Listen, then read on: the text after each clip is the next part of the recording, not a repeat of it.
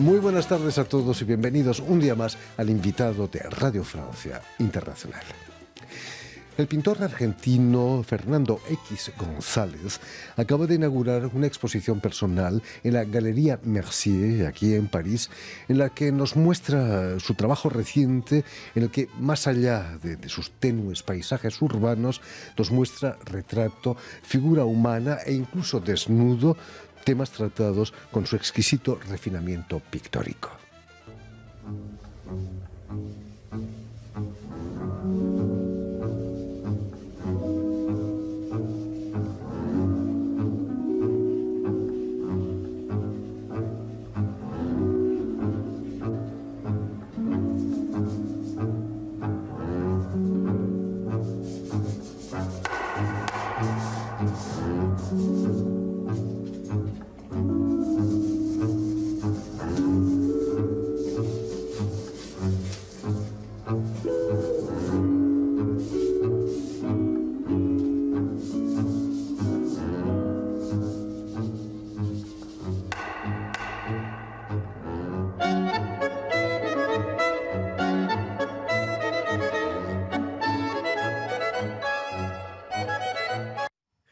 Y precisamente para hablarnos de esta exposición y de su trayectoria intensa en el mundo del arte, Fernando X. González ha sido tan amable de venir a nuestros estudios. Muy buenas tardes, Fernando. Gracias, el amable eres tú. Y muchísimas gracias por volver, como dice el tango. Ante todo, felicidades por esta exposición parisina, que en estos tiempos que corren roza casi el gesto heroico, ¿no? Imagino que la inauguración fue aplazada, ¿no? Sí, había sido programado para marzo último del 2020 y finalmente lo hicimos en noviembre y hasta fines de enero. Si se instaura el toque de queda a partir de las 6 de la tarde, los vernissages van a tener que hacerse a las 4, a la hora del té. Bueno, ya no hay vernissage, por ahora no hay vernissage, no. Qué triste, ¿no? Sí. ¿Cómo has vivido esa primavera, ese confinamiento obligatorio?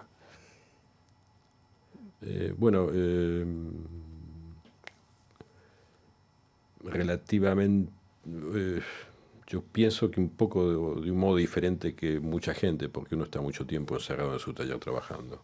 Quiere decir que en cierto modo no influyó mucho en ese sentido. Pero al ser un confinamiento obligatorio, un confinamiento que a uno le da el destino, y por saber que la situación no es fácil, que hay algo raro que pasa, etcétera, no fue forzosamente un tiempo muy fructífero en mi trabajo. Además, imagino que el artista se alimenta del mundo cultural, que se paró por completo, ¿no? Bueno, sí, el mundo cultural y el mundo en general. Se alimenta de lo que a uno lo rodea, ¿no es cierto? Lo que ve, lo que escucha, en fin, lo que le dice a uno cosas, o lo que... Si un año antes te hubieran contado que todo se pararía, no te lo hubieras creído, imagino. No, sí, exacto. Y a pesar de la perspectiva de la vacuna, las cosas no parecen arreglarse. Habrá que comprarse un cuadro tuyo para quedarse en casa encerrado y poder contemplarlo y disfrutarlo, ¿no? Es uno de los placeres de la pintura, ¿no? Poseer un cuadro. Enamorarse de un cuadro. Bueno, o sea, a mí siempre me sorprende un poco cuando alguien me compra un cuadro. Es como que hay algo como que hay algo que no llego a entender. Yo creo, no sé cómo explicarlo eso. Es una historia de amor, finalmente, ¿no? Bueno, a mí me sorprende porque si a la gente le gusta el punto de comprarlo, yo creo que hay algo en que, en cierto modo, sienten que tú has hablado de ellos, que alguien habló de ellos. O sea, ellos es como que se reconocen en eso. Y yo pienso que es... personalmente creo que es lo que más me interesa. O sea, el hecho de poder haber hecho algo que encontró su destinatario. O sea, uno pinta, sí. No sabe para quién pinta, y hay un día en que esa pintura encontró su dueño. En estos tiempos en que toda la pintura universal está a nuestro alcance a través de fotografías, estamos viendo tu trabajo, el hecho de que ese cuadro sea único Sí. e irrepetible le da un valor extraordinario, ¿no? Bueno, sí, hay un problema con la pintura y con la difusión de las reproducciones, porque uno llega a confundir la reproducción con la obra misma. Y uno se da cuenta que cuando está frente a la pintura, hay, por ejemplo, imaginemos que es un cuadro figurativo, la imagen, en mi caso, yo estoy frente a una pintura, el hecho de que sea figurativo o no sea figurativo es como que es secundario. Uno está frente al color, a la materia, a la textura, al olor, a un objeto pintado y que no es muy lejano de la reproducción.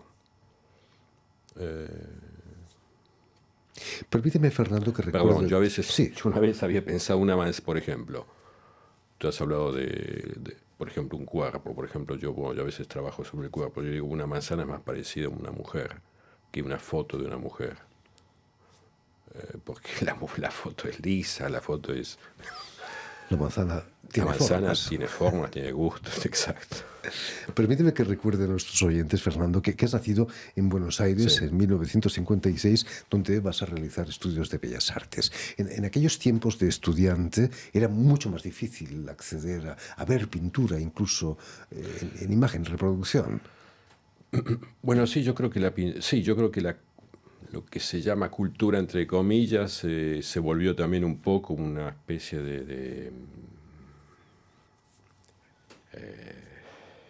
no voy a decir de comercio, pero bueno, hay una,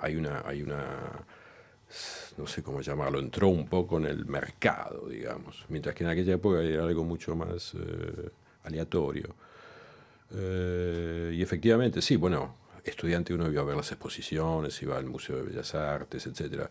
Tampoco en Buenos Aires o en Argentina en general hay tanta oferta, como se dice ahora. Hay bellos museos en Buenos Aires. Hay muy bellos museos y también la oferta, como dicen ahora, también puede ser múltiple porque hay muchas otras cosas, ¿no es cierto? ¿Hubo alguna exposición que viste en aquellos años de estudiante que te marcó en particular? Sí, hubieron... bueno, hay varias cosas. Por ejemplo, cuando yo era muy pequeño me habían llevado a una exposición al Instituto Guitela, que era un centro de arte contemporáneo de vanguardia. Y me acuerdo que yo no había entendido absolutamente nada. Pero uno entendió que hay otra cosa que pasa en algún lado, que hay otras cosas que, aunque no sepas qué es. Después hubo otra exposición muy interesante que habían llevado a Buenos Aires, que se llamaba de Cézanne a Miró. Y bueno, a mi padre le gustaba mucho la pintura y nos quiso llevar a mi hermano y a mí. Había una cola de 5.000 metros, llovía, hacía frío, esperamos 1 hora, 2 horas, y al final nos fuimos sin entrar. Pero sin ver la exposición, pues estamos cansadísimos, mojados, con frío. Pero yo creo que eso también forma parte de la historia que uno tiene con la pintura. Y después ya digamos, más grande, yo estaba también muy... o sea, uno veía siempre lo que uno... llevado por los compañeros de estudios, en fin, con los que realmente uno se forma, ¿no? Uno quizás se forma más con sus compañeros de estudio que con los profesores.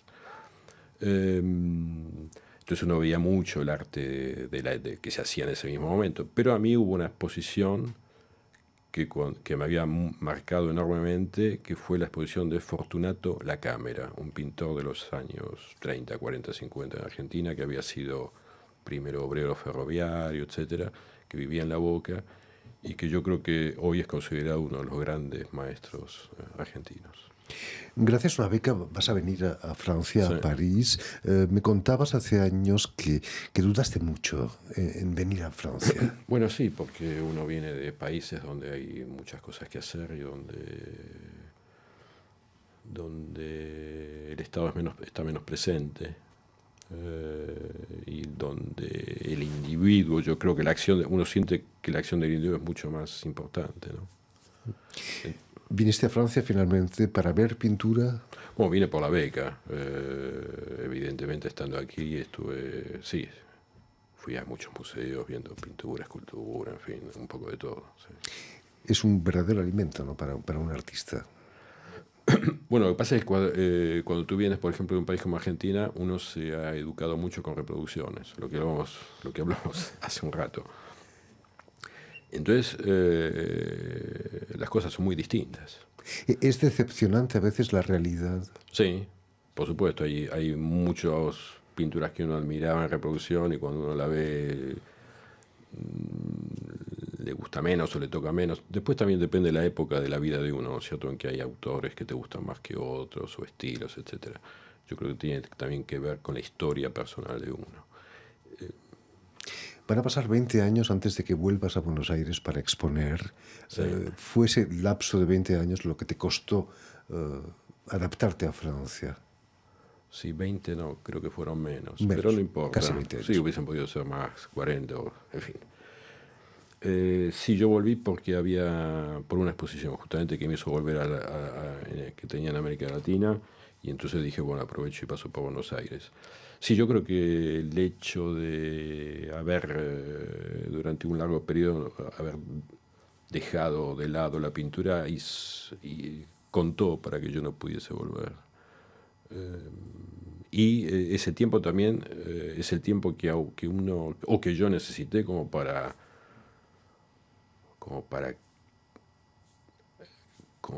que mi presente tuviese una historia, ¿no es cierto? Porque creo que es un poco con lo que uno trabaja, con lo que yo personalmente trabajo. ¿No pensaste quedarte de nuevo ahí en Buenos Aires y no volver a París? Yo creo que sí, varias veces, mismo como fui con mi familia, muchas veces nos planteamos volver, no volver, en fin, conflictos eternos. Nos hablabas antes de tu padre, de esa cola, la exposición de Miró. Sí. Quizás el secreto de la X que interpones entre tu nombre y tu apellido venga de tus orígenes catalanes. Sí, mi padre quiso ponerme Xavier con X y no con J, como se escribe en catalán. Y entonces, bueno, aquí en Francia no, porque Xavier existe en Francia, pero en Argentina tener una X era algo muy extraño.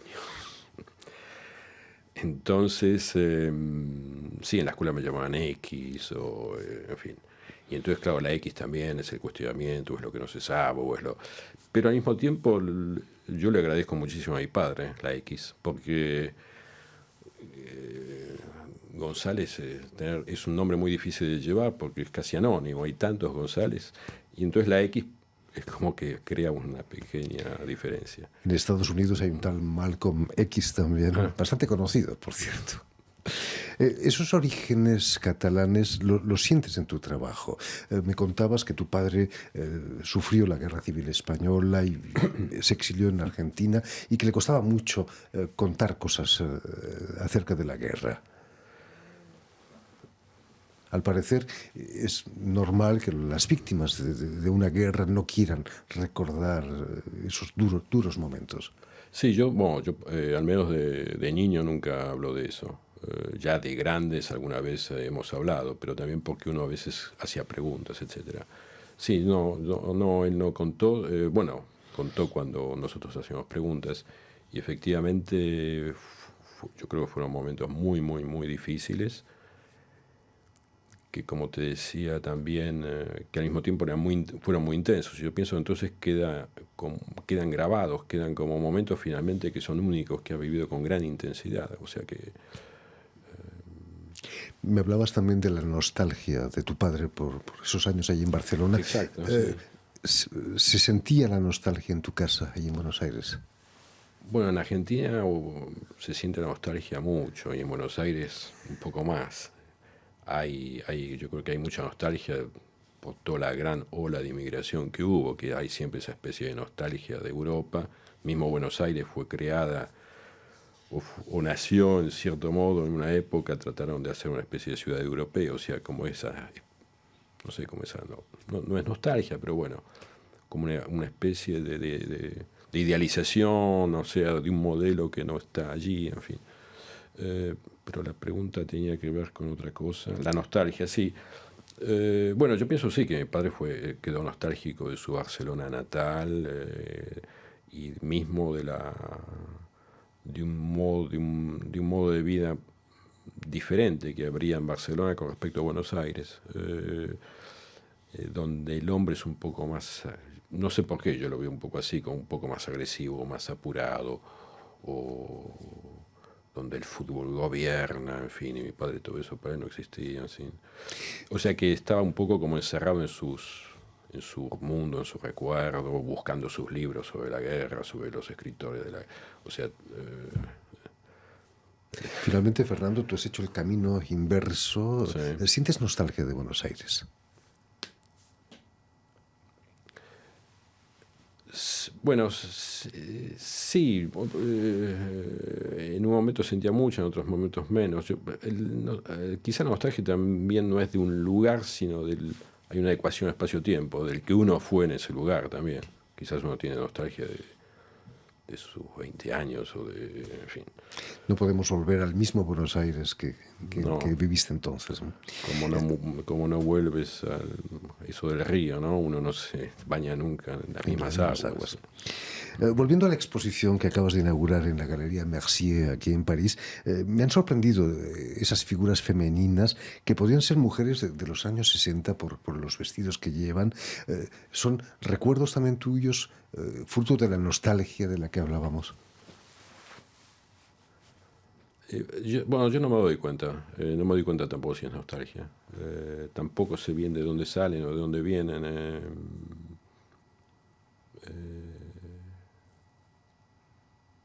¿Utilizas modelos, por ejemplo?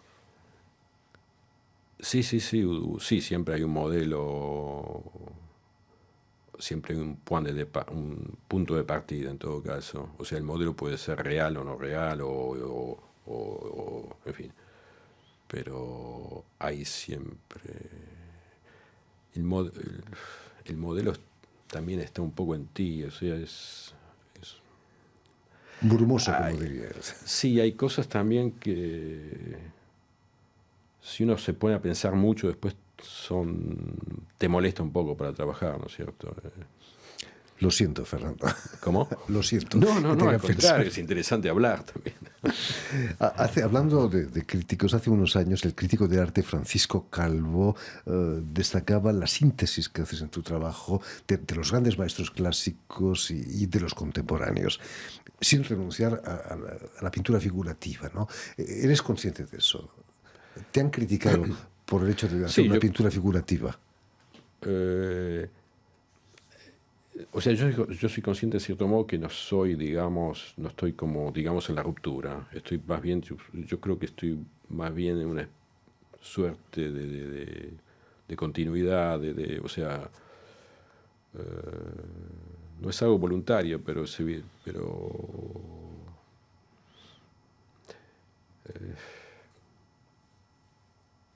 ¿Has sufrido por el hecho de vivir en una época en la que el arte conceptual reina y que tú haces algo figurativo, aunque sea pasado por el tamiz de la nostalgia? Bueno, a veces uno se siente, muchas veces uno se pregunta qué estoy haciendo con esto, a dónde voy con esto es que no serán cosas viejas, pasadas, etcétera. Pero justamente, pero yo creo que cuando uno trabaja sinceramente, todo es válido, o sea, todo puede ser válido si hay un punto de estético que lo justifique. Y por otro lado, hay gente que hace obra, digamos, más contemporánea, en el sentido en que hoy se entiende como contemporáneo, que aprecia mucho mi trabajo, en fin. Y hay algo, yo creo que hay algo, bueno, en la pintura hay algo conceptual que es muy fuerte. Y en cierto modo yo también me he formado con obras conceptuales, de artistas conceptuales como era estudiante, o sea, de cosas que uno veía, ¿no es cierto? Yo creo que aparte de eso hay, o sea, por ejemplo, si hablamos de modernidad, hoy, por ejemplo, se están poniendo, ahora andan todos en bicicleta, o sea, tú puedes ir en bicicleta o en TGV, o sea, no es que una cosa vaya anular la otra, o sea, y los dos están yendo al mismo sitio y los dos son contemporáneos. Entonces lo que sucede también que hay una especie de monopolización de estilos o de tendencias, etc. Pero yo creo que la sociedad es bastante abierta y que acepta también. Quizás es más fácil transmitir emociones con algo figurativo que con algo abstracto, conceptual. Bueno, sí, puede ser, no sé, no puedo contestar. Yo creo que eso tiene que ver con la persona que lo Lo digo porque siempre me ha emocionado tu pintura, bueno, desde hace muchos años. Por ejemplo, yo ya te dije, si estoy frente a una obra, en principio no la analizo si es figurativo o no. En principio es cómo está, o sea, lo que es principalmente plástico. Después viene también si hay la lectura de la figuración, la lectura literaria, la lectura psicológica, en fin. Ahora, yo personalmente necesito la figuración como elemento de partida, como justificación para pintar. Una vez que estoy pintando, hay un momento en que poco importa si es un paisaje interior o exterior, una nube, un cielo, un pie. O sea, es un problema plástico a resolver del que tengo que encontrar solución. Y por otro lado, también yo, por ejemplo, me gustan muchísimo los pintores que hacen lo contrario de lo que hago yo. O sea, los que hacen lo que yo no puedo hacer. Entonces me pueden gustar mucho algunos artistas conceptuales o abstractos, o en fin. ¿No? Lo cortés no quita lo valiente. En fin, pues ya lo saben, si quieren emocionarse, tienen la oportunidad todavía de ver la exposición de Fernando X. González, que va a estar abierta en la Galería Mercier, aquí en París, hasta finales de enero. Si no hay un confinamiento. Si no nos confinan de nuevo a todos. Exacto. Por cierto, en Buenos Aires, ¿cómo están las cosas? También, a pesar del verano austral... Sí, muy difíciles también. Bien, enviamos desde aquí un saludo a nuestros oyentes allí en Buenos Aires. Muchísimas gracias, Fernando, por haber estado aquí con nosotros. Permíteme también que te dé las gracias a Vanessa Loiseau y a Julien Leng, quienes se han ocupado hoy de la realización del programa, y enviar un saludo muy especial a nuestros telespectadores, porque también los tenemos, que nos siguen en toda América Latina y seguro que también en Buenos Aires, gracias a la cadena internacional de televisión uruguaya que emite desde Montevideo, ahí en Uruguay. Muy bien. Y a ustedes, muchísimas gracias por su atención y les damos cita para una nueva edición de El Invitado de Radio Francia Internacional.